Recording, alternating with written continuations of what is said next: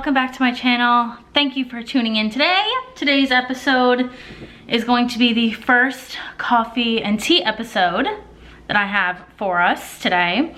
I have chosen a pretty sensitive topic to talk about today, but that's okay. That's the point of these little chats that I want to do with you guys. So grab your coffee and let's get started. Okay, so the first thing on my list of coffee and teas that I wanted to talk about is gonna be just depression, anxiety, female depression, anxiety. I think that that's a good place to start with one of these talks. And just like mental health in general, I feel like we all are struggling with right now. And I kind of have a different opinion on mental health than society does. So yeah, if you want to stick around and hear that, please continue watching this video. If this is a trigger, then I would X out of this video then. So I'm going to be referencing myself. Obviously, I cannot speak for other people and their experiences. This is just my experience. So first and foremost, I was professionally diagnosed with ADHD, lovely, by a psychiatrist. So that answered a lot of my questions that I had in regards to my own mental health. ADHD sucks. If you don't know what ADHD is, it's attention deficit hyperactivity disorder. Millions of people have it, and I did take medication for it. I was on it for about 6 months. It was good. But I recently am off of it. Now that I'm at my new job, I think that I am doing a lot better by myself.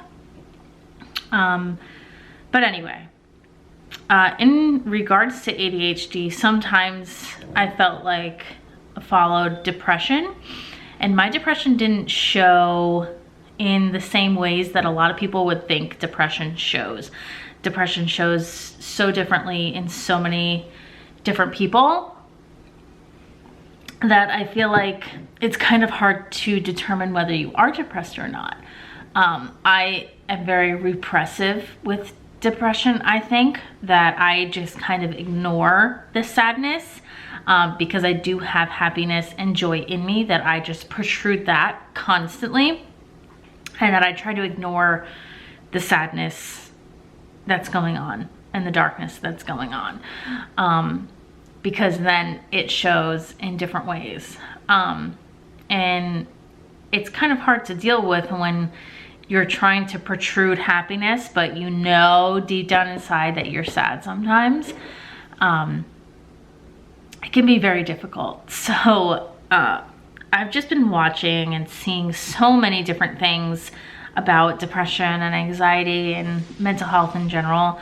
And it's so hard to say what the right thing to do for it is. I think that it all depends on the type of person you are, whether you should talk to a therapist, you should be on medication, you should try to deal with it yourself, you should do whatever the case may be. And for me, nothing in this world, matters more to me than being happy with my life. I think everybody in the world wants to be happy within their own life and in their own skin, right? But for me, I'm just not a medication type of person for depression. I 100% believe that it's up to us to get out of that mindset. I think we have 100% control of our own minds, more than we think we do. Sometimes our brain likes to trick us into thinking that we don't have control over anything, but we really do. And I struggle with that. Of course I struggle with that. With any mistakes you make in your life, you're like, damn, why did I do that? Why did I do this? Why did I do that? Why did I do this? Why did I do that? And it all comes down to what mindset you're in at the time of doing things in your life. So I think that when you want to change your mindset, you have to have a strong knowing of what you're doing. You have to be consciously aware of changing your mindset. It's such a crazy concept to think about, but it's true. You want things to change, you have to make them change within your mind. So one of the things I like to compare that to is me being overweight. Obviously, I'm overweight because of me. It is my fault that I'm overweight, right? I went ahead and I ate all the wrong foods. I drank all the wrong things. I drink soda all the time. That's 100% my fault and no one else's. So once you become aware of that, it makes it that much easier. I think that once we realize that our environment doesn't change much in ourselves, there's a lot more acceptance that comes to our knowledge about being depressed. Because do I have options about what I can eat? Of course. I think most of us have options as to what we can eat. Are there better options than others that are still bad? Yes, but there are less, this is not going to sound grammatically correct, but there are less bad options, right? Like if I had the choice to either fry something or bake something, I could, right? If you have an oven and a stove, right? You're either frying it on the top or you're baking it on the bottom. We choose to cook our foods in certain ways. So I am being neglectful to myself and frying my food. Now, that's a conscious choice I need to make. I'm the only one that can make that choice for myself to eat better, right? And in turn, lose the weight. It is all on me, not anybody else, not your boyfriend, not your mom, not this person, not that person. It's up to you. Everything is up to you. And I need to make those choices for myself. That also goes along with words. Some people are in a position where, you know, they're overweight or they're depressed or they're this or they're that, and they let outside words hit them full force and just control their entire demeanor and their feelings.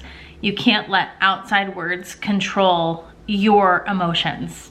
And I think that's where a lot of us have big problems, because it's just noise. Salma Hayek said this perfectly. She said that if somebody else spoke another language to you and was just yelling at you in another language, or even just talking normally to you in another language, but they could be saying the most vulgar, nasty things to you, and you would have no idea because you don't speak the language. Does it affect you? If you don't know, no, it doesn't affect you. But the words were still said, and the meaning behind those words is still there. But it's not affecting you because you're not understanding what they're saying because you don't speak the language. But that person has validation of what they said, and they meant every word that they said to you. But that's no skin off your back because you have no idea what they said. And I think that that is such a good way that we need to perceive others' words, is because just because they said it, it has no meaning, especially, it has no meaning no matter who it comes from. It doesn't matter if it's your mom, your sister, your husband, nobody. Obviously, you need to rethink relationships with these people, but it should not pass through that emotional exterior that you have because it means nothing. They're just words. We put the meaning behind the words. And if, you know, my brother wants to call me fat one day, so be it. Those are just words. I'll rethink my relationship with him and that type of person he is, but I can't let it affect me because if I let it affect me, then the only person that's affected is me. You know? I can't, not him. He's the one that said it. That's fine. He doesn't care. It just is what it is. Nothing about those words will affect his life at all. They will only affect mine if I make it so. So I think as humans, we really need to evaluate the strength of our mental health, because if you can gain confidence in yourself, whether you're you know, whether you have a low self-esteem, no self-esteem, high self-esteem, whatever it is, you have to know that they're just words. Words are words. They can't make you depressed. They can't make you sad. They can't make you angry. They can't do anything. You're making yourself angry by how you're reacting to what someone said. That's why I think that it's so important that we read comments and social media as a whole, which is just a danger to everybody's mental health. You take everything with a grain of salt, or just don't even take it at all. You can read that comment and be like, you know what? I'm proud of that person for saying that, because they're exercising their right to free speech. That'll just piss off everybody in the entire internet. But it's true. You can say whatever you want to whoever you want, whenever you want, and that's fine. You have the right to do that. But I also have the right to not give a fuck. Because I know who I am to my core. I know who I am as a person. And you guys know who you are. So what does it matter? No matter the mistakes you've made in the past, no matter the mistakes you'll make in the future, and no matter who you are right now, no one's words matter. And I think that that controls a huge part of our depression as a society. We are so quick to compare ourselves to others. We're so quick to be like everybody else. We all want to be the same. None of us want to be different anymore. Everybody wants to just accept everything as it is. But that's not having diversity anymore. That's not having, you know, your own thoughts, your own emotions, your own feelings, period. So I think that one thing we could all work on is just mental strength. I think we all need to be strong mentally. I think we've all gotten a bit weak-minded when really we should be very strong-minded people in this world. And only we have the power to change ourselves, which in turn will change our situations, no matter what situation you're in. You know, if you're in a poor financial situation, only you can get yourself out. Only you. Your decisions will get you out. That's it, period. Same thing with losing weight. Same thing with anything, really. Your decisions will affect everything. And I think that we all have the capability to make our lives great. We only live one life, you know.